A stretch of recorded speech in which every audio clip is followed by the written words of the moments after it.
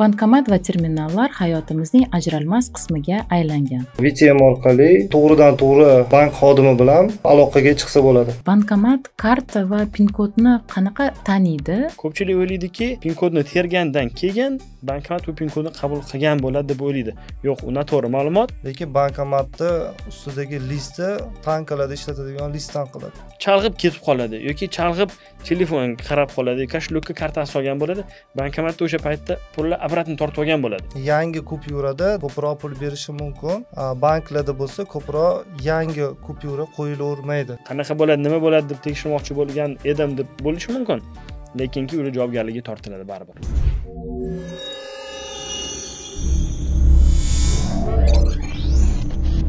Bankomat va terminallar hayotimizning ajralmas qismiga aylangan. Biz ulardan har kuni foydalanamiz. Ammo ushbu uskunalar qanday ishlashini, ularning ichida qanday jarayonlar ketishini har doim ham bilmaymiz. Bankomat pul bermasa yoki kartamiz yo'qolsa yoki bankomatda karta qolib ketsa, nima qilishimiz kerak? Shaxsiy ma'lumotlarimizni qanday himoya qilishimiz kerak? Biz bugun terminal va bankomatlarga oid eng dolzarb muammo va masalalarni ko'rib chiqamiz. Bunda bizga Uzcard qoshida tashkil topgan Bitek servis kompaniyasi vakili Alisher Xolmatov hamda Kapital Bank moliyaviy texnologiyalar eksperti Deniz Koxayev tushuntirish berishadi. Ular bu qurilmalar qanday ishlashini, ularni qanday texnologiyalar himoya qilishini hamda muammolar yuzaga kelganda nima qilishimiz kerakligi bo'yicha tushuntirish berishadi. Assalomu alaykum. Va alaykum assalom. Yaxshimisiz? Servis kompaniya Bitek to'g'risida ozgina tushuncha bera olasizmi? Qanday operatsiya va amaliyotlarni bajarishadi? Asosan bankomat remonti, bankomatlarning har xil turdagi remontini bajaramiz. Bankomatlarimiz turi har xil. NCR kompaniyasininki, JRG kompaniyasininki, Hyuson kompaniyasininki. Hozirda Hyusonni VTM yangi ishlab chiqarilgan yangi avlod bankomatlariga ham xizmat ko'rsatamiz. Bundan tashqari terminallarni ta'mirlash, terminallarni servis xizmatini ko'rsatish butun respublika bo'yicha. Bundan tashqari datakart, bu plastik chiqaradigan qurilma, banklarda turadi bu narsa. O'sha banklar o'sha narsadan foydalanib kelyapti. Uzcard kartalarini chiqaradi. O'shalarni ham ta'mirlash bizda. Bundan tashqari biz yana dasturiy ta'minotlarni ham o'zimiz ishlab chiqamiz. Barcha bizdagi dasturlar o'zimiz foydalanayotgan dasturlar, dasturchilar va o'shada ishlab chiqarilgan dasturlarni ham o'zimiz ishlatamiz. Bundan tashqari bankomatda banklarga sotish, terminal sotish, garantiyali xizmat ko'rsatish, garantiyadan keyin yana xizmat ko'rsatish, bu narsani ham bajaramiz. Keling suhbatimizni bankomat va terminallar qanday ishlashidan boshlasak. Qanday turdagi terminallar mavjud va ular bir-biridan nimasi bilan farq qiladi? Yaxshi savol. Terminallar bo'yicha zamon rivojlanib bormoqda. Kundan kunga yangi texnologiya, hozirgi kun talabiga javob beradigan terminallar mavjud. Uni misol uchun biz kompaniya Pax kompaniyasi bilan aloqamiz bor. O'zimiz ta'mirlab kelayotgan shu Pax kompaniyani terminallarini tatbiq qilyapmiz. S90 terminal eski turdagi terminallardan yoki boshqa turdagi o'sha ma'naviy eskirgan terminallardan farqligi, eski turdagi terminallarda asosan aloqa tizimi GPRS bo'lgan. Ko'p joylarda bu narsa yaxshi ishlamaydi. Ko'proq podvallarda yoki aloqani juda ham ko'p tanlaydi. Onlayn kassa apparat sifatida ishlatib bo'lmaydi uni. Ma'naviy eskirgan hisoblanadi. Hozirda ular asta-sekin o'sha bizni bozorimizdan chiqib ketib, o'rniga hozir zamonaviy smart terminalda kirib kelmoqda. Smart terminallarning ustunlari juda ham ko'p. Android platformasi orqali ham yangi dasturlarni qo'shimcha kirgizsa bo'ladi, uslugalarni. Shu tarafdan imkoniyatlar cheksiz. Xavfsizlik tarafida ham javob beradi. Alisher aka, boya bankomat to'g'risida ma'lumot berganingizda VTM degan tushuncha va termin aytib o'tdingiz. Adashmasam VTM terminini hamma bank xodimlari ham tushunmasligi mumkin. Shu bo'yicha batafsilroq ma'lumot bera olasizmi? O'zi hozirgi an'anaviy termin bankomatlarimiz ko'p holatlarda ATM deb ataladi. Avtomatik teller mashina deydi endi, bu angliy anaqada biz o'zimizga avtomatik pul beradigan mashina. VTM bu video teller mashina deydi. VTM orqali to'g'ridan to'g'ri bank xodimi bilan aloqaga chiqsa bo'ladi. VTM bu O'zbekistonga hozir yangi kirib keldi. Ko'plab banklar bu narsaga уже qiziqish bildiryapti. Sababi bu kelajak bankomati. Undagi imkoniyatlar cheksiz hisoblansa ham bo'ladi. U VTM misol uchun oddiy bankomat, an'anaviy bankomat qiladigan ishi endi to'g'ri kommunal to'lovlarni to'lasa bo'ladi. Naqd pul olish, naqd pul berish. Asosiy vazifasi naqd pul olish, naqd pul berish vazifa mexanizmi bor xolos. U mexanizm ham recycler bilan cash out, cash in degan shu funksiyalarni bajaradi. VTM da bu narsa recycler o'zi bor, pulni qabul qiladi, pulni beradi. Bundan tashqari ID skaner imkoniyati bor. ID kartalarni skaner qiladi, pasportlarni, biometrik pasportlarni ham bu skaner qiladi, barmoq bilan imzoni qo'yish imkoniyatini ham beradi. Bundan tashqari NFC'si bor uni. NFC ni ham qabul qiladi, xuddi oddiy bankomatga o'xshab. Kartalarni chiqarish imkoniyati ham bor. Omonat ochib, omonatlarga pul qo'yish mumkin, omonatdan pul olish mumkin. Bu narsaning imkoniyatlari cheksiz. Faqat bank xohishiga qarab, nima narsani xohlasa o'sha narsani bu bankomatda qo'yib berish mumkin, bu narsani tatbiq qilish mumkin. VTM da yana eng yaxshi taraflari bu narsa уже video kamera уже fiksatsiyasi bor и identifikatsiya imkoniyati ham bor. Buni kamerasi уже ikkita, buni nazorati ham kuchli. Shu narsalari bor. Juda qiziq, menimcha foydalanuvchilarimizga ham bu yangilik, men uchun ham. Hozir ishlab turgan shunaqa VTM bankomatlari mavjudmi banklarda? Bu bankomatdan bizning servis kompaniya bir dona testoviy qilib olib kelganmiz. Talablari bo'yicha bizga banklardan takliflar kelib chiqmoqda. Yaqin kunlarda, yaqin mana xudo xolasa bu narsani amalga oshiramiz, bu narsani tatbiq qilamiz. Bu banklarga eng qiziqarli tarafi shundaki, buni mini bank vazifasini bajaradi. Hozirda BXM deydi, banklar xizmat markazi, o'shaning o'rnini bosadigan odam.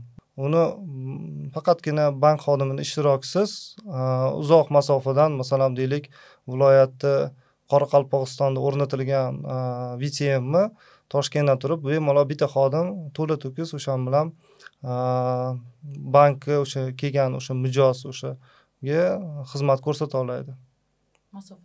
Masofadan turib. Tushunarli, rahmat. Dengiz, bankomat karta va pin kodni qanaqa taniydi va pulni qanday chiqaradi? Shu bo'yicha ma'lumot bera olasizmi? Bankomatga karta olib kelgan paytida har bir kartamizning ustida nomer yozilgan bo'ladi. Shu nomer nimani bajaradi, nimani bildiradi? Bankni bildiradi, qaysi bank uni chiqargan va qaysi tizimga bog'liq bo'lgan kartani bildiradi. Bankomatga karta solingandan keyin yoki NFC moduliga olib kelib qo'yilgandan keyin bankomat o'zini protsessing markaziga ma'lumotni jo'natadi. Aynan karta nomerini jo'natadi. Endi u shifrovanniy bo'ladi. Endi hamma ko'pchilik o'ylaydiki, 16 sonli yozilgan nomeri bo'lsa, o'sha 16 nomerini yozadi. Yo'q. U shifrovanniy bo'ladi. Agar birorta odam bu ma'lumotni bilmasa, baribir qaysi kim kartaligini bilolmaydi, ma'lumotni ololmaydi. Shu sababli karta qo'yilgandan keyin mijoz kelib o'zini parolini teradi, kerakli o'ziga amaliyotni tanlaydi. Amaliyotni tasdiqlagandan keyin bankomat o'zini protsessing markaziga ma'lumotni yuboradi. Ko'pchilik o'ylaydiki, pin kodni tergandan keyin bankomat bu pin kodni qabul qilgan bo'ladi deb o'ylaydi. Yo'q, u noto'g'ri ma'lumot. Chunki aynan tasdiqlagandan keyin, amaliyotni tasdiqlagandan keyin pin kodni protsessing markaziga jo'natilgan bo'ladi. Shu paytda protsessing markazi ma'lumotlarni tekshiradi, qaysi bankligi, pin kodi to'g'rimi, noto'g'rimi, o'sha bankka murojaat, protsessing markazi o'sha bankka murojaat qilib so'raydi, shu kartingda puli shuncha bormi, shuncha pul bera olasanmi, mana pin kod mana shunaqa kiritilgan ekan, to'g'rimi yo noto'g'rimi? Bank javob bergandan keyin protsessing markazi bankomatga shu javobni qaytaradi va undan keyin bankomat mijozga yoki pulni beradi yoki sizning parolingiz noto'g'ri terilgan, xato terilgan deb xatosini chiqarib beradi.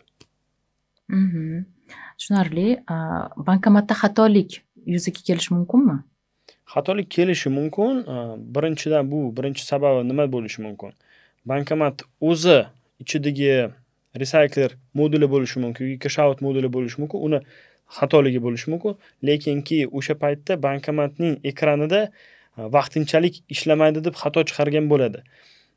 Va yana bitta sabab bo'lishi mumkin, svet o'chgan payti bo'lishi mumkin, lekinki har bir bankomat UPS bilan, aynan batareya bilan ta'minlangan bo'ladi. Mijoz kelgan paytida agar ahamiyat bersa, chiylagan ovoz kelgan bo'ladi. O'sha paytda UPS nastroyga qilinganki, 85% gacha zaryadni ushlab turadi, undan keyin xatoga chiqadi. Aynan shu operatsiyasini bajarib olsin deb kelgan mijoz deb maqsadda qo'yilgan bo'ladi. Shu paytda mijoz pul yechayotgan paytda balki bankomat o'chib qolsa, klientning kartasini ham qaytarib bermaydi, pulni ham olib chiqib qaytarib berishi mumkin bo'lishi mumkin vazifa. Lekinki bankomat yoqilgan paytdan keyin shu karta bankomat olib qoladi o'ziga va begona odam shuni olib keta olmaydi. Yechilgan pullari ham protsessing markaziga borganda xato bilan keladi va plastik kartaga avtomat ravishda qaytib keladi. Bu yaxshi, xavfsiz desak ham bo'ladi, chiroq o'chgan paytda ham. Sizlarga murojaat tushganmi mijozlardan, bankomat menga to'liq summani bermadi yoki noto'g'ri summa chiqardi degan? Ba'zi paytlarda shunaqa murojaatlar tushadi. Endi men taklif qilayotgan narsam, mijozlar pulni olgan paytida bankomatning oldidan sanab olishini tavsiya beraman. Nimagaki, endi bizning hozirgi kunimizda ishlarimiz juda ko'p, vazifalarimiz juda ko'p, harakat tez bo'ladi. O'sha paytda bankomatda nechta pul olgan pulimizni biror kimdirga aynan qismini berishimiz mumkin, biror narsa sotib olishimiz mumkin, esimizdan chiqib ketadi. Lekinki vaqt o'tganda pulni sanab olsak, birorta 100 ming, 200 ming so'm kam bo'lishi mumkin. O'sha paytda ko'pchilik o'ylaydiki, bankomat kam berdi. Lekinki bankomat kam berishi mumkin emas. Sababi taxminan siz 500 ming so'm so'ragan bo'lsangiz, bankomat birinchidan tekshirib oladi. Unda shu pul bormi yoki yo'qmi? Agar bankomatda shu pul yetarli bo'lmasa, sizga chekini chiqarib beradi. Shu amaliyotni bajarib bo'lmaydi degan xato chiqarib beradi va pulni qaytarib bermaydi, sizni plastik kartangizdan pulni ham yechib olmaydi. Agar bankomat bergan bo'lsa, endi hamma to'liq pul bergan bo'ladi. Nimaga tasavvur qilsa bo'ladi? Tramvayga keltirsa bo'ladi. Tramvay ham relsi bo'ladi-ku. Relsga o'xshab tekis yuradi. Chapga o'ngga yura olmaydi-da. Uni o'zining algoritmi bor, faqat o'sha orqali ishlaydi. Dasturi ta'minlangan, dasturi qilingan, albatta shu dastur bo'yicha ishlaydi. To есть u xohlagan vazifasini bajara olmaydi. Faqatgina uni o'zining algoritmi bor. Mana shunaqa xato bo'lsa, shunaqa qilasan, shunaqa xatoing bo'lsa, shunaqa qilasan, to'g'ri bo'lsa, mana shunaqa qilasan deb yozilgan bo'ladi.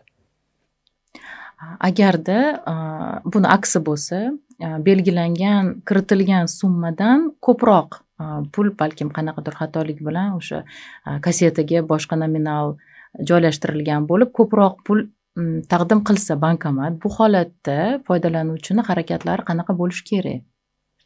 Shu paytda foydalanuvchi harakatlari birinchidan u qaysi bankomatiga tegishli bo'lsa, o'sha bankka murojaat qilib, shu aynan bo'lgan voqeani aytishi shart. Nimaga aytaman? Chunki hozirgi kunda bizani qonunchiligimizda yozilganki, shu mijoz agar boshqa odamning yoki begona shaxsning yoki yuridik shaxsning pulini noqonuniy olgan bo'lsa, shu javobgarligi tortiladi. Shu sababli agar shu holatlar chiqqan bo'lsa, hammaga tavsiya qilamanki, agar shu chiqqan bo'lsa, murojaat qilish kerak bankka albatta. Balkim kam bergan yoki naborot ko'p bergan bo'lsa, bunda ham bu vazifasida ham murojaat qilib aytib berish kerak bankka. Bo'lmasam qonuniy javobgarlikka tortiladi albatta. Bunga yana bitta qo'shimcha qilaman. Ayrim holatlarda shunaqa holatlar bo'lgan. Bankomatdan ortiqcha pul olgan, lekin bu narsani bankka aytmagan. Bunaqa holatlarda bu narsani baribir topiladi. Nimagaki bu narsa video kuzatuv bor, bankomatda video fiksatsiyasi bor. Har bitta amaliyotda tranzaksiyani registratsiyasi bor. Bankomatda o'sha vaqtdagi holatda qaysi odam qancha pul yechdi, necha pul berdi, qayerda xatolik bo'lgan, bu narsani log fayldagi logirованиеga yoziladi. Foydalanuvchilardan bu narsani hali topilmagan holat bo'lmagan, bu narsani oxiriga barib yetilgan, bu pulni qaytarishga majbur bo'lgan. Agar shu holatda pulni yechib turib, qanchadir summani yechib ketib yoki endi to'g'risi pul bergani ko'proq bersa, ba'zida xursand bo'lib, adashib mana shunaqa berib qoldi deb ketib qolishi mumkin. Bu narsaga o'ta ahamiyat bermaydi boshida. Bu narsani baribir kattaroq summa, xoh kichkina summa bo'lsin, bu narsani baribir bank xodimi chiqadi aloqaga yoki ichki ishlar bo'limi chiqadi bunga aloqaga. O'sha holatda keyin javob berishga to'g'ri keladi. Denis aytganda bu narsa mol-mulkni o'zlashtirishga to'g'ri anaqa tenglashtirilgan. Ko'p aholida ko'p odamlar, insonlar to'g'ri borib aytadi, ko'p berdi deydi, lekin shunaqa holatlar teskari holat bo'lganda tavsiya qilamiz shunga. Rahmat. Endi foydalanuvchilarimizda eng ko'p uchraydigan muammo bu kartadan pul yechiladi, ammo summa berilmaydi, ya'ni pulni o'zi chiqmaydi. Shu holatda qanday qadamlar? Zo'r savol, rahmat. Bu savolga qanaqa javob beramanki, shunaqa holatlar bo'lishi mumkin. Endi hamma biladi, bankomatlar oddiy internet orqali ishlaydi. Internetimiz ba'zi joylarda yaxshi ishlamasligi mumkin. Shu paytda protsessing markazi bilan bankomat orasida aloqa uzilib qolsa, shu paytda bankomat bermay qoladiki, chunki bankomat nima qilishni bilmaydi. Chunki bankomatda boshqaruvchisi bu protsessing markazi bo'ladi baribir. Protsessing markazi endi boshqaruvchi nima vazifa bajarishini aytmagan bo'lsa, baribir shu qurilma bajara olmaydi ishini. Shu sababli agar mijozimiz pul yechgan paytida kartasidan yechilib, puli berilmagan bo'lsa, tizimda o'zi protsessing markazlarda qanaqa qilinganki, pul avtomat ravishda yarim soat yoki 1 soat ichida avtomat tarzda kartasiga qaytadi. Ko'pchilik o'ylaydiki, ularga alohida SMS keladi. Yo'q, SMS kelmaydi. Agar mobil ilovaga kirsa, o'zi har bir bankda yoki boshqa ilovalarga kirsa, o'sha yechilgan summasi ko'rsatiladi. O'sha summa yopilgan bo'ladi yoki qorayib qolgan bo'ladi. Sababli pul qaytgan kartaga. Mabodo kartasiga pul qaytmagan bo'lsa, har bir bankning o'zi call center markazi bor. Ba'zilarda 4 sonli, ba'zilarda oddiy eski raqamlarimiz yozilgan, arizasini berib, har bir ma'lumotni aytish kerak. Karta raqamini, bankomat qayerda joylashganini, necha pul summa yechilgan va kun va vaqtini aytish kerak bo'ladi. Shu bank xodimlari tekshiradi. Endi hamma banklarda har xil CRM sistemasi qo'yilgan, lekin ba'zilarda ma'lumotlarni yozib olib, mana Uzcard tizimiga, bitta kompaniyasiga biz ularni elektron tizimi bor, ularga arizamizni topshiramiz. Va albatta texnik xodimlari, shu aytganlarda, Alisher aka aytganlaridek, log faylni tekshiramiz, video kuzatuv kameralarini tekshiramiz. Agar haqiqatan pulni bankomatda yechgan mijoz pulni olmagan bo'lsa, kartalarga qaytarib beramiz. Lekinki ko'pchilik holatlar bo'lyapti qanaqaki, odam keladi, kartasini oladi, chalg'ib ketib qoladi yoki chalg'ib telefon qarab qoladi, kashlyokka kartasi olgan bo'ladi, bankomatda o'sha paytda pulni obratni tortib olgan bo'ladi. Ma'ninki pulni obratni tortib olsa, mana u muammo emas, biz yana kartalarga qaytarib berishimiz mumkin. Lekinki bo'ladi holatlar, odam ketib qoladi. Chalg'ib telefonda gaplashadi, kimdir chaqirib qoladi. O'sha paytda bankomat o'zi 40 soniya ichida pulni ushlab turadi. Agar 40 soniya ichida hech kim olib ketmagan bo'lsa, pulni tortadi. Lekinki odam ketdi, 40 sekundi bor. Endi ba'zi har xil odamlar bor, ko'rib qolib bankomatdan pul chiqarib turibdi, tortib olib qochib ketsa, o'sha paytda endi biz hech qanaqa yordam beramiz, chunki biz bank tomonidan mijozga pulni taqdim qilib berdik. Mijoz olib ketmadi. Endi biz hech bunaqa yordam bermaymiz. Shu paytda biz nima tavsiya beramizki, ichki ishlarga murojaat qilishga.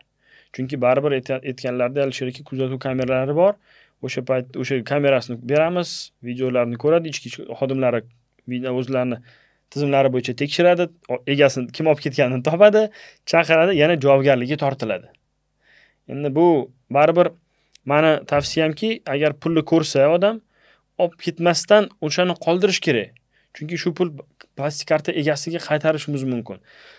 Yoki agar olib qo'ygan bo'lsa ham, yana bankka telefon qilib aytish kerak. Mana shunaqa bankomatda taxminan soat 15:00 da bo'lgan. Qo'limda 1 million so'm bor. Nima qilayin? Kimga qaytarib beray? Kimga olib kelay? Yoki birorta yaqin bo'lgan filialga, tegishli bo'lgan filialga, bank taxminan Kapital bankomati bo'lsa, shu Kapital bank filialiga olib borib pul topshirishga tavsiya beraman. Rahmat. Men o'zimdan qo'shimcha qilishim mumkin. Bizda hamkasbimizda xuddi shu aytib o'tgan holat bo'lgan. Pulini kartani olib ketib, puli esidan chiqib qolib ketgandan keyingi odam shu pulni olib ketgan o'zi bilan, lekin biz bankka murojaat qilib, haqiqatan video kuzatuvlarni ko'tarib, aniqlab shu topganmiz u odamni, ya'ni bu haqiqatdan ishlaydigan tizim. Rahmat. Bankomatda o'zi umuman olganda maksimal qanchagacha miqdorda pul yechish mumkin? O'zi miqdori belgilanmagan. Endi qarang qanaqaki, har bir bankomatda o'zini nominali bor. Endi tavsiya, endi ko'pchilik bizda O'zbekistonda qo'yilgan, o'rnatilgan bankomatlarni olsak, o'rtacha har bir tranzaksiya endi 60 ta kupyura beriladi. 60 ta dona. Endi nominaliga qarab-da baribir. 200 ming talik so'mimiz bo'lsa, nominal endi 12 million bo'ladi. 100 ming talik bo'lsa 6 million. O'shanga qarab yechiladi. Bunga bitta qo'shimcha qilaman Denis gapiga. Endi Denisda bankida asosan 6623 NCR bankomatlariga o'sha mavjud bo'ladi. O'shalarda 60 tadan beradi. Boshqa turkumdagi bankomatlar bor. Masalan, eski modelda bir vaqt o'zida 40 ta kupyura bera oladi. Bu degani 40 ta kupyura xoh 200 ming, xoh 50 minglik bo'lsin, shunaqa. Lekin baribir bankomat o'zidagi kassetadagi eng katta yuqori kupyuradan birinchi sarflashni boshlaydi. U joyda bankomatni misol uchun olmoqchi bo'lgan bo'lsa, o'sha pulini ham xohlagan nominaldagini tanlab olishi ham mumkin. 90 ta kupyura beradigan bankomatlar ham bor. Ko'proq resaykler bankomatlar hisoblanadi. Resaykler ular misol uchun 90 tagacha kupyura. Lekin o'zini kitobi bo'yicha to'g'ri, mana hozir videoni ko'rgan odamlar bunga 90 tadan ko'p beradi-ku meniki, mana boshqa banklarda men ko'proq oldim deb aytishi ham mumkin unga. Lekin bizning tavsiyamiz 90 ta, sababi mexanizmi pulli kupyurasini eskirishi bor hisoblanadi. Yangi kupyurada ko'proq pul berishi mumkin.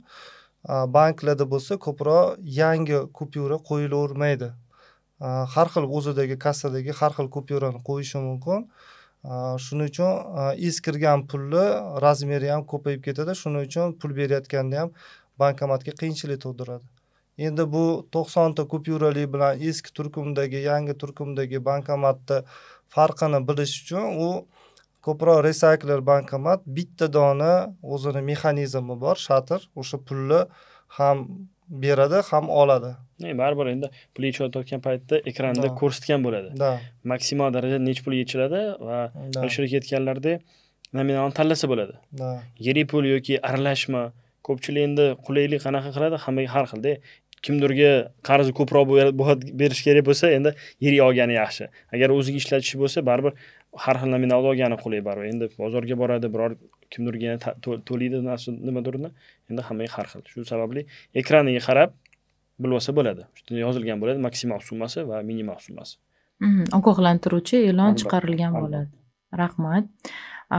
Va o'tgan sonlarimizda cash in turli bankomat bor deb aytishganda mutaxassislar, unda ya'ni to'ldirish mumkin bankomatni va bu holda menga o'zimga qiziq bo'lgan holat, bankomatni mutaxassislar ochganidan keyin soxta pul, nominalli pullar uchragan holatlar bo'lganmi yo'qmi? O'zi bankomat pullar endi cash in recycler deyiladi, chunki recycler nima degani? Olib o'sha pulni berish mumkin.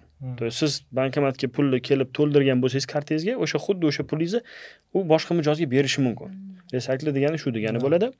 Endi soxta pul chiqishi endi kamdan kam, chunki bankomat baribir pulni tekshirayotgan paytida har bitta kupyurani ko'rib oladi, har tomonlama. Endi har bitta kupyuramizning baribir o'zida xavfsizlik tomonlari bor. Lentasi bo'ladi, qolgan boshqa narsalar chizilgan bo'ladi, o'shani tekshiradi. Albatta tekshirishi, razmerini tekshiradi, qalinligini, ko'p endi modifikatsiyalari bor. O'shani ko'rgandan keyin bankomat olmaydi, lekinki ba'zi odamlar qanaqa qiladi? Endi cash in bankomat bo'lgani uchun solib ketadi. Bankomatning ichida, yana aytganimdek, 40 soniya ushlab turadi. Agar 40 soniya ichida hech kim olib ketmagan bo'lsa, bankomat tortilib, o'zini reject kasseta degan narsasi bo'ladi. U reject kassetaga mijozlarga berishi mumkin emas bo'lgan pullarni beradi. Aynan bank qabul qilib oladi, chunki endi bank bizning o'zimiz milliy valyutamizni biz qabul qilamiz, keyin markaziy bankka topshirishimiz mumkin bo'ladi. Shu sababli biz qabul qilamiz, lekin mijozga bu pulni bermasligimiz mumkin. O'sha paytda shu soxta pulni u reject kassetaga tashab qo'yadi. Bank xodimi inkassatsiya qilib sanayotgan paytida nobog'da chiqib qolsa, biz endi albatta o'zimizni tartibimiz bor. Biz endi ichki ishlarga murojaat qilamiz. Ichki ishlar xodimlari tekshirib, aniqlik kiritib, kim solgan, kim qo'yganini bildirib, oldin aytganimizdek video kuzatuv kamerasini ko'taramiz, log fayllarini ko'taramiz, chunki har bir solingan kupyura o'zining seriy nomeriga ega. Har bir seriy nomer yoziladi, qaysi paytda solingan. O'sha paytda biz endi kamerani ko'tarib, o'sha payt bilan surishtirgan paytimizda baribir egasi chiqadi. Endi egasini chaqirilgandan keyin o'zi ichki ishlar oldida javobgarligi tortiladi. Endi u baribir ba'zi odamlar men qilmoqchi emas edim, qanaqa bo'ladi, nima bo'ladi deb tekshirmoqchi bo'lgan edim deb bo'lishi mumkin. Lekinki o'zi javobgarligi tortiladi baribir. Rahmat Dengiz. Va biz sekin xavfsizlik mavzusiga o'tdik. Bunda uyg'onadigan birinchi savol, bankomatni buzish mumkinmi? Bankomatni o'zi ko'plab bankomat ishlab chiqaruvchilar, misol uchun NCR kompaniyasi, Vincor kompaniyasi, Jirji, endi dunyodagi eng shu gigant kompaniyalar bankomat ishlab chiqaruvchi. Misol uchun Vincor kompaniyasi. O'zi Vincor kompaniya nimadan tashkil topgan? O'zi birinchi qiladigan ishi ularni seyf, oddiy xonadonlarga seyflarni o'zlari yaratib, o'shunaqa seyflarni yasashgan. Ularni seyfi shunchalik darajada mustahkam, shunchalik darajada ishonchli bo'lganki, bu narsani nima oqibatida rivojlangan? Sababi ular o'rnatib bergan seyfi bank yonib ketganda ham o'sha seyfdagi barcha o'sha pullar hech qaysiga hech qanaqa shikast yetmasdan qolgan. Shuni hisobiga Vincor kompaniyasi rivojlanib, kuchayib ketgan. Bu degani seyflarni chiqarilayotgan bankomatlardagi seyflar, bu narsani o'zi boshidan agar gapiradigan bo'lsa, seyfi o'zi qalinligi 5 santimetrga yaqin bo'ladi. Eshigi yaqin 8 santimetr. Endi uni modifikatsiyasini, modellarini aytish mumkin emas. Sababi u sir saqlanadi. Lekin bankomatni ustidagi listi tankalarda ishlatadigan listdan qiladi. U uncha bolgarka, kesish, unaqa narsaga dosh beradi. Bundan tashqari bankomatning ichida ikkita o'sha list orasida yana beton ham bo'ladi quyilgan. U beton uni bolgarka keskani bilan o'sha betondan o'tmaydi. Shuning uchun shunaqangi vandalizm yoki shu bankomatlarga ochaman deb hujum qilinganda ham har xil holatlarda shunaqa uchrab turishi mumkin. Buni bank xodimlari buni yaxshi bilishadi. Bu narsaga juda ham shunaqa shu holatda bankomat o'sha pulni saqlab qolgan. Seyfi ochish holati deyarli bo'lmagan. To'g'ri, bankomat tashqi holatini juda buzib tashashgan, lekin ichidagi pulni tegishmagan. Misol uchun, yana xavfsizlik tarafini oladigan bo'lsa, unda o'zining limpi bor. Uni aylantiradigan kaliti bor. Bundan tashqari limpi ham o'zini kaliti bor. Bundan tashqari u eshigini yopganda ham har tomonlama yopadi. Bu degani eshigini o'zini bir tarafini o'zini oshiq-moshig'ini kesib tashlab ochsam bo'ladi, unaqa yo'q. Uni ham ocha olmaydi. Uni har tarafi, to'rt tarafini o'zini bekitadi. Bundan tashqari biz hali O'zbekistonda bu narsa tatbiq qilinmagan, lekin chet el davlatlarida hattoki bankomatni seyfini ochgan taqdirda ham, misol uchun bankomatni o'g'irlab ketgan taqdirda, qaydadir ochgan taqdirda ham bu narsani qanchadir vaqt sarflagan. Ichidagi kasetalar kraskalangan bo'ladi. Uni kasetani ochganda kraska sepadi, shu kraskani o'chirib bo'lmaydi. U juda ham ko'p vaqt qoladi, bir oyda ham ketmaydi. Shunaqa narsalar. Endi biz u narsani tatbiq juda ham ko'p davlatlar olmagan, lekin u ko'p davlatlarda ishlaydi. Buni bizni qaysi banklarimiz bunaqangi imkoniyati borligini aytmaymiz. Sababi bu narsa sir saqlanadi. Lekin uni iloji boricha bankomatga tegmasdan bu narsani ochish imkoniyatini yuqori, xavfsizlik yuqori bo'lgani uchun yaxshisi buni shu narsa qilmoqchi bo'lgan insonlarga ham qilmagan ma'qul deb o'ylaymiz. Sababi boshqa yo'l bilan ham pul topsa bo'ladi. To'g'ri. Ozgina qo'shimcham bor, shirk ketganlarda u bankomatda olib ketayotgan paytida nimaga qilinganki, bu yerda o'zini datchiklari ko'p. Vibra datchiki bor, signalizatsiya ulangani bor. Aynan endi bankomat kelib tortib ketaman degan tortgan paytida o'sha ichki ishlarga zaпрос ketadi. Shu bankomat qo'zg'atildi joyidan. Soответственно, o'sha paytda o'zini naryada chiqib ketadi joyiga. U bankomat baribir og'ir narsa. Bir tonnadan oshuv vesi bo'ladi. Endi uni ko'tarib olib ketguncha baribir jinoyat kelib, baribir olib ketib qoladi hujum qilgan odamlarni. Undan keyin vibratsiyasi bor. Endi kimdir kelib uraman, tepaman desa ham o'tga zaпрос ketadi. Bolgarka kesaman desa ham o'tga ketadi. Agar kelib gazosvarka bilan ochaman desa ham, issiq darajasi oshyapti deb zaпрос uyingga ham zaпрос ketadi. Aynan endi hamma odamlar har xil o'ylaydiki, endi oson ekan, bemalol ekan, endi bank ham ko'chaga shuncha pulni bemalol qo'yib ketmaydi-da baribir. Va o'sha ketganlardek kraska sepadiganlari u imенно kassetani ochish paytida emas. Bankomat ozgina siltagan paytda kraskasi yoriladi, hamma kupyuraga to'kiladi. Ishlatib bo'lmaydi. U baribir endi uyga boraman, asta-sekin ochaman, kraskasi to'kilmaydi deganlar uchun ham o'ylab topilgan narsa. Sal siltasa yoriladi sirasi. U imенно shunaqa qilinganki, agar o'zini blokirovkasi bor. Har bitta bank xodimi inkassatori kassetani ochishdan oldin blokirovkani yechadi. Chunki bar kassetani ochgan paytingizda qulufi qo'yilgan bo'ladi-ku. Qulf qo'yilgan paytda qulfini alohida yechib, kraskasi yorilmasligi uchun undan keyin ochishadi kassetasini. Chunki u Alisher ketganlarda u qilmagani yaxshi. Bu narsadan qilgandan ko'ra baribir endi borib ochmoqchi yoki olib ketmoqchi bo'lgandan keyin u puli nech puli bor o'zi ichida. Balkim bo'shdir, balkim puli yo'qdir. Endi tasavvur qilsangiz ham bankomatda o'g'irlab ketdi. Mana 1 oy ichida, 2 oy ichida, 3 oy davomida kelsa bir balo qilib nimadir ochdi. Ichida pul bo'lmasa-chi? Baribir endi ichki ishlarga murojaat qilgandan keyin qilgan odam topiladi, javobgarligi tortiladi. Pulni olmading, lekin javob berasan. Ya'ni pul mablag'lari himoyalangan. Rahmat. Endi karta ma'lumotlari qanday texnologiyalar orqali himoya qilinadi? Karta ma'lumotlari qanaqa himoya qilinadi? Albatta, birinchi o'rinda bu protsessing markaziga bog'liq bo'ladi. Albatta, ikkinchisi darajali bu kartaning egasiga o'zi bog'liq bo'ladi. Nimagaki, O'zbekistonda endi hamma ham biladi, do'konga kirganda bir buxankani olgandan keyin, "Voy, pin kodni aytib yuboring" deb baqiradi, "Voy, do'kon narigi chetidan." Egasi ham, "Ha, 4 ta 5 ekan" deydi. Endi u o'zini egasi ham o'zini xavfsizligini tushirgandek bo'ladi.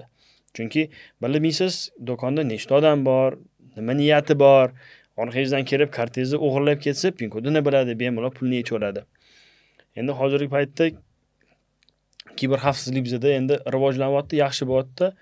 Baribir ba'zi odamlar, endi yosh katta odamlar shu narsaga tushib qolyaptiki, har xil qurilmalar jo'natyapti, har xil silkalar, SMS'lar kelyapti. Ba'zi birlar telefon qilib aldab pulni olib qo'yayotgan bo'lyapti. Mana endi aytmoqchi bo'lgan narsam, birinchisi do'konda narsa olayotganda pin kodni o'zi kiritish kerak. Endi bankka kelsa, bank kassalarida alohida kassasiga pin kod terish uchun pin pad qo'yilgan. Nimagaki, endi bank ichida bank xodimiga pin kodi qiziq emas. Bank bilmaydi ham pin kodni. Endi ko'pchilik biladiki, telefon qilaman bankdan pin kodimni so'rab olaman. Yo'q, bank bilmaydi. Даже protsessing markaziga telefon qilib so'rasangiz ham protsessing markazi ham bilmaydi parolni. O'zini ichki tizimi biladi faqatgina. O'zidan bir bilan ichida tizim gaplashayotgan paytda, aloqani almashayotgan paytda bilib olishadi. Shu sababli birinchi o'rinda bu pin kodni aytmasligi kerak. Ikkinchisi, har xil silkalardan o'tish kerak emas. Har xil vaziyatlar bo'lishi mumkin. Baribir endi kimdir og'aynisi, ota-onasi jo'natishi mumkin. Kirishdan oldin tekshirib olish kerak. Qayerga kiryapsan, nimani kirityapsan? Ko'pchilik o'zi karta nomerlarini, CVV kodlarini, endi qachongacha amal qilishini muddatini yozib qo'yadi. Keyinki pulni yechib olgandan keyin, "Voy, pulim yechib olibdi-ku, Mamutga yozgan ekanman" degan fikr kelmaydi. Fikr keladiki, bank yoki protsessing markazi aldadi bizani deydi. O'zi keyin borib so'ragandan keyin, aniqlangandan keyin haqiqatdan yozgan ekanman deb tan oladi ko'pchilik. Shu sababdan endi bizni kartalarning egalari birinchi o'rinda xavfsizligini ta'minlamasa, bizani o'rnimizga hech kim ta'minlab bera olmaydi. Chunki endi banklar yoki protsessing markazlari alohida har bitta tashkilotda o'zini alohida kiber xavfsizlik bo'limi bor. Baland darajali bo'lsin xavfsizligimiz bankimizning, bizning mijozlarimiz puli o'g'irlik bo'lmasin degan ma'noda o'tirishadi, ishlashadi. Lekinki mijoz o'zini xavfsizligini o'ylamasa, endi bank bilan protsessing markazi shu paytda yordam bera olmaydi, o'ylayman. To'g'ri. Bunga qo'shimcha kiritmoqchiman. Hozir parollarni har bir fuqaro o'ziga berilgan parol bu o'zini o'sha kartani himoya qilish, parolni hech kimga aytmasligi bu to'g'ri 100%. Bankomatlardan iloji bo'lganda pullarni yechayotganda ham iloji bo'lsa bankomat tepasida o'zi qoplangan, klaviaturani qoplangan joyi bo'ladi. Parol terayotganda boshqa yon atrofdagi odam ko'rmaslik kerak. PCI DSS standartiga asosan o'zi asli savdo shoxobchalaridagi ko'plab o'zimizni merchant deydi. Ko'proq parolni so'rash mumkin emas. Buni chet eldan kelgan fuqarolar bu narsani o'ziga bunga duch kelyapti. Bizni o'zimiz o'zbekchilik chet eldan kelgan mehmonga parolingizni ayting deganda bu narsaga ular juda ham hayron bo'lib o'zini olib qochyapti. Hech kimga parolni bermaslik kerak. SMS ga kelgan parollarni ham boshqa odamlarga ovoza qilmaslik kerak. Iloji bo'layotganda hattoki bankomatdan pul yechganda chek chiqadi. Hatto u chekini ham tashlab yubormaslik kerak. Iloji bo'lsa chekini olib cho'ntagiga solib olib ketish kerak. Bizda ko'pchilik cheki ham qolib ketadi bankomatlarda, chekini olib musor paqirga tashlaydi. Bu ham bitta informatsiya hisoblanadi. Shuning uchun bu narsadan ehtiyot bo'lish kerak. Parollarni bu narsa menimcha Markaziy bankka ham talabi ham bor. Bu narsa bo'yicha har bir terminalda PIN-pad yoki terminallarni PIN-padi yo'q bo'lsa, terminalni o'zini egasiga berib, parolni terib berishni tavsiya qilish kerak. Bu narsani ehtiyotkorlik ko'rish. Endi bankomat tomonidan parollarni himoyalanishi ham o'ta yuqori. Bankomatda anti-skimming mexanizmi bor, readerida bu chipni himoya qiladi, uni danniysini. Bu narsa endi bizda yurtimizda bu narsa bunaqa holatlar hali uchramadi, lekin bu chet elda bu narsalar bor. Har xil qoplamalar orqali danniylarni o'g'irlash, ma'lumotlarni o'g'irlash, o'shaning uchun bankomatda bu narsa dunyo standartlari bo'yicha anti-skimming himoyasini qilib qo'ygan. Hozirda u bankomatlarni ham ishlatyapti. Kartani o'zi solganda sekin srazu olib kirib ketmaydi. Kartani o'zi skaner qilib, sekin-sekin olib kirib ketadi. Bu o'ylaydiki, bu karta reader buzuq deb o'ylaydi. O'zi asli unaqa emas. Bu shu skanerlash imkoniyatini to'xtatadi. Skimming o'zi nima? U skanerlaydi, danniylarni o'g'irlaydi. Sizdagi kartadagi parollaringizni, danniylaringizni olib, u narsani o'qib oladi. Skimming mexanizmi parol terayotganingizda parolingizni ham yozib oladi. Shu danniylarni olib turib, o'sha hacker bu narsani olib ketadi o'zi bilan. O'sha danniylaringizni kartangizda xuddi shunaqa qilib kopiya qilishi mumkin. Xuddi shu narsa. Parol bo'lsa, parolni bankomatga terganda, bankomatdagi PIN-padga o'sha parol terayotganda ham bu narsa o'ta xavfsiz hisoblanadi. Shuning uchun bizni xalqimiz bemalol xotirjam bo'lishi mumkin. Sababi terilgan PIN-paddagi parollar bu shifrlangan holatda ketadi. Buni shifrlangan tergan paroli PIN-padni ishlab chiqaruvchi tomonidan ham u parolni bila olmaydi. U shifrlangan bo'ladi. Shuning uchun bu narsani himoyasi yuqori. Shuning uchun bemalol buni ichidagi danni tergan paroli qaydadir o'sha parol bo'lib yozilib qolmaydi. Shuning uchun terminalda ham xuddi shunaqa holat. Terminal ham nima uchun PCI DSS standartiga o'sha 6-versiyasi deydi, 4-5-versiyasiga javob berishini sababi ularda ham xuddi shunaqa shifrlash danniylarni bo'ladi. Rahmat Alisher aka. Mana e'tiborsiz chet ellarda ko'proq shu skimming qoplamalaridan foydalanishadi, firibgarlar deb.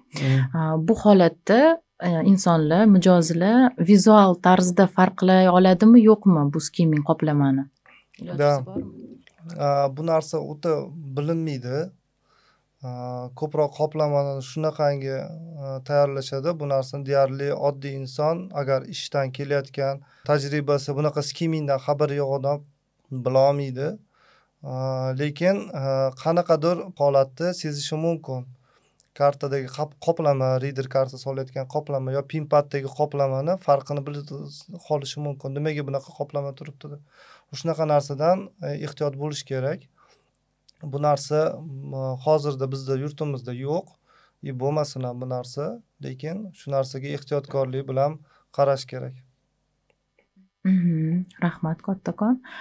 Va mabodo boyagi mavzuga qaytsak, PIN kodni bildirdi. Masalan, mijoz kimdir eshitib qoldi kafeda yoki savdo shoxobchasida. Shu holatda bankomat orqali kartani blokka qo'yish ilojisi bormi, yo'qmi? Blokka qo'yishga ilojisi yo'q, lekinki bankomat oldiga borib pin kodni o'zgartirishingiz mumkin. SMS xabar xizmatini o'zgartirishingiz mumkinki, sizga shu уже xavfsiz ta'minlab beradiki, chunki parolni o'zgartirdingiz, pin kodni o'zgartirdingiz, shu aytgan parolingizni hech kim bilmaydi. Yangisini qo'yganingiz bilmay qoladi va SMS xabarnoma o'zgartirishi nimaga ketyapman? Balkim sizni nomeringiz qanaqadir firibgarlik bilib olgan bo'lsa yoki sizga telefon nomeringizga bog'langan hamma kartadan pul yechib olishi mumkin. Siz silkasidan o'tib ketsangiz. Shu sababli SMS xabarnoma o'zgartirasiz va pin kodni o'zgartirib qo'ysangiz bo'ldi. Siz endi yana himoyalangan bo'lasiz. To'g'ri. Chunki bloklash faqatgina kol markazi orqali yoki filialga murojaat qilgan paytida va endi albatta egasiga. Tushunarli. Rahmat. Bankomat va terminallarni kelajagini boya aytib o'tdingiz, VTM va boshqada. Bundan tashqari yana qanday yangiliklar bizni kutmoqda? Endi hozirda yurtimizda faqat hozir VTM bor. Endi kelajakda ChatGPTga o'xshab AI sistemasida o'zi algoritmda ishlaydigan bankomatlar endi kelajakda kutmoqda. Lekin bitta narsani aytib o'taman. Hamma to'lovlarimiz ham elektron bo'lib bormoqda. Shuning uchun pulga ehtiyoj bo'lish bu juda ham kamayib bormoqda. Endi pul bu o'zi asli gigiyenistik tomondan o'ylab qarasa ham pul hammani qo'lida har xil holatlarda yuradi. Shuning uchun pulni iloji bo'lsa shunaqangi perfeksionistlar ham bor, o'zi tozalikka, hamma narsaga e'tibor beradigan. Ular ham pul ham buzib borib ko'tarib yurmayapti. Faqat plastik kartochka. Plastik kartochka bu naqd pulni ko'tarib yurgandan plastik kartochka o'zida bo'ladi, savdo qiladi, ketaveradi. Shu tarafdan ham qulay bo'ladi menimcha. Balkim qanaqadir biometrik yangiliklar bo'lar, ovozli xabar yoki ovozli komandalar orqali boshqarilishi mumkinmi bankomatlar? Endi bu narsa mana VTMda telefon trubka orqali bo'ladi. Endi masalan kelajakda o'sha bankomatlarni ovozli boshqaradigan o'sha uyda algoritm искусственный ishlaydi. Endi hozirda masalan deylik, bizda ko'plab bankomatlarimizda o'sha mikrofoni ham bor. Naushnik tiqib turib gaplashsa ham bo'ladi. Rahmat. QR to'lovlar va kontaktsiz to'lovlar bo'yicha qanday rivojlanish mezonlari bor? Kontaktsiz to'lovlar, NFClar o'sha bankomatlarda hozir deyarli yangi modifikatsiyadagi kelayotgan bankomatlarda deyarli hammasida NFC bor. Eski turkumdagi bankomatlar bor, ayrimlarda u narsa yo'q. Lekin biz banklarga bu narsani ham bank o'zini xohishi yoki talabidan kelib chiqib, biz bu narsani modifikatsiya deydi, upgrade deydi. Biz u narsani o'rnatib berishimiz mumkin. Hatto eski turdagi bankomatni ham biz yangi turda ishlaydigan imkoniyatlarni ham qilib berishimiz mumkin. NFC o'rnatish modulini o'rnatib berishimiz mumkin. Upgrade qilib yangi hozirgi turdagi chiqarayotgan dasturlarni ko'tara oladigan darajada, ishlaydigan darajada qilib beryapmiz. Rahmat Alisher aka. Deniz, sizga savolim, masalan, mijozlar murojaat tushadi, ulardan bankomatga yoki terminalga bog'liq. Siz aytib o'tdingiz, ko'p narsa proses markaziga bog'liq, ular tarafdan tekshirib o'tiladi deb. Sizlarning kompaniya va bank o'rtasida alohida tizim yaratilganmi murojaatlar almashuvi bo'yicha? Albatta yaratilgan. Taxminan UzCard tizimini oladigan bo'lsak, oramizda alohida tizim yaratilgan. Aynan mijoz bizga murojaat qilgan paytida aytganimdek, biz ularni elektron tizimiga arizani joylashtiramiz. Ularning texnik xodimlari tekshiradi, ko'radi, haqiqatan bo'lganmi, bo'lmaganmi o'sha operatsiya tasdiqlaydi. Haqiqatan pul yechilmagan kartalarga qaytarib beradi yoki yo'q, yechilgan, mijoz pulini olgan, mijozga video kuzatuv kamerani ko'rsatib beriladigan javob qaytishi mumkin. Va endi bu bizning oramizda qilingan tizim. Va bizda banklarda mijozlar bilan alohida ishlaydigan tizimimiz ham mavjud. Albatta endi bu yuridik shaxslar oladigan bo'lsak, bu bank klient deyiladi. Agar jismoniy shaxslar oladigan bo'lsak, bu har xil Telegram botlarimiz bor, kol markazi bor, internet saytimiz bor. Endi iloji boricha hamma bor mavjud bo'lgan tizimlarga bizani o'zimizni joylashtirib, biz mijozlarimizga javob beramiz. Rahmat Deniz. Bizda ham xuddi shunaqa tizim bor. Deniz aytgandek, endi bizi tizimimiz ko'proq banklar bilan bog'liq. Har bitta bankka o'zimizga login parol kabinet ochib berilgan. Agar bankomatda qanaqadir nosozlik paydo bo'lsa, bank tomonidan o'sha tizimga kirib turib, o'sha kabinetga kirib turib, tizim o'sha bankomatni tanlab, muammosini yozib yuborishadi arizani. O'sha ariza bizga izohotga ko'rinadi. Arizani biz o'shanda formirovat qilib, har bitta xodimimizga avtomatik tarzda o'sha ariza biriktiriladi. Bu degani, bizning mutaxassisimiz oxirgi marta o'sha bankomatga borib xizmat ko'rsatgan bo'lsa, o'sha arizani bank berganda yana o'sha xodimga kelib tushadi avtomatik tarzda. Bundan tashqari bizda yana o'zimizni dasturiy ishlab chiqarilgan приложение telefon orqali arizalarni qabul qilish dasturi bor. U bizni har bitta ATM mutaxassisimizda, bankomatlarni ta'mirlash, remont qilish mutaxassisimiz bor. Shu mutaxassislarimiz bor, yaqin 100 tadan ortiq. Ularning har bittasida mobil telefonida bu dastur o'rnatilgan приложение. O'sha bo'yicha ular kelib tushgan arizani ko'radi. U arizani telefon orqali yopishadi. Rahmat Alisher aka, juda murakkab tizim va bu yerda savol uyg'onadi, ushbu jarayon qancha vaqt talab etadi? Misol uchun deylik, Qoraqalpog'istonda bitta mutaxassisimiz bor. Qandaydir zapchast kerak bo'lib qoldi unga. U o'sha tizimga kirib turib, u bizning skladimizga kirib turib, u sklad tizimiga kirganda barcha o'sha zapchastlarning ro'yxati chiqadi. U zapchast kerakli zapchastini tanlab turib, o'sha zapchastni bosgandan keyin xuddi bir elektron internet magazindan kirib narsa olganingizdek, xuddi shunaqa narsani tanlaydi. U narsa bizni bosh ofisimizdagi bosh omborga kelib tushadi ariza. U arizani kelib tushgan zahotiyoq uni qabul qiladi, barcha zapchastlarni kerakli ehtiyot qismlarni yig'ib turib, o'sha viloyatga yuboradi. Endi banklardan kelib chiqayotgan ta'mirlash bo'yicha arizalar o'sha zahotiyoq tushadi. Biz banklar bilan butun respublika bo'yicha barcha banklar bilan servis shartnomamiz bor. Biz faqat Uzcard bankomatlarga xizmat ko'rsatamiz. U bankomatlar barcha banklar bilan biz o'sha servis amaliyotini bajaramiz. Bu degani, barcha banklardan kelib tushayotgan arizalar har bitta viloyat, o'sha bizni viloyat tumanlarda joylashgan filiallarimizga o'sha ariza o'shani o'ziga kelib tushadi. Faqatgina bitta narsa, biz bank xodimini ishtiroki bilan ta'mirlaymiz. Dengiz, bankomat orqali qanday funksiyalarni amalga oshirsak bo'ladi? Hozirgi kunda Kapital bank rivojlangan, endi biz yangi bankomatlar o'rnatishni boshlaganmiz va hozirgi paytda shaharda ko'rgan bo'lishingiz mumkin, katta ekranli sensorli bankomatimiz mavjud. Unda endi asosiysi bu kartani to'ldirish. O'zimizdan milliy va chet el valyutalarini to'ldirish mumkin. Chet el valyutasini ayirboshlash. Endi o'zbek milliy so'midan chet el valyutaga yoki yana bir chet el valyutasidan o'zbek milliy so'miga dollar bilan yevro mavjud. Hozirgi yangi bo'lgan funksiyamiz bu yuridik shaxslarning hisob raqamini to'ldirish bankomat orqali. Aynan siz yuridik shaxs bo'lib pulni bankka topshirmoqchi bo'lgan paytingizda bank ishlamasligi mumkin, lekin siz bankomat oldiga borasiz, pulingizni solasiz, shu tizga o'sha paytda tushadi va xohlagan narsangizni to'ldirasiz. Va yana qulaylik yaratilganki, har xil kommunal to'lovlari, telefonga to'lov yaratilgan, qo'shilgan, o'shani to'lasangiz bo'ladi. Kartani parolni o'zgartirish, SMS xabarnoma yoqish, kartani istoriyasini bilish, juda ko'p qulaylik yaratilgan. Mavjud bo'lgan funksiyalari juda ko'p. Shunaqa. Hozir aytib o'tgan yuridik shaxslar hisob raqamini to'ldirishi mumkin bo'lgan funksiya juda qiziq bu. Bunda qandaydir cheklov bormi mablag' bo'yicha? Mablag' bo'yicha yo'q. Hozirgi kunda biz faqatgina Kapital bank mijozlari uchun qilganmiz. Chunki biz endi baribir boshqa birorta bankka ma'lumotlar bo'la olmaymiz-ku, chunki bank siriga kiradi-ku.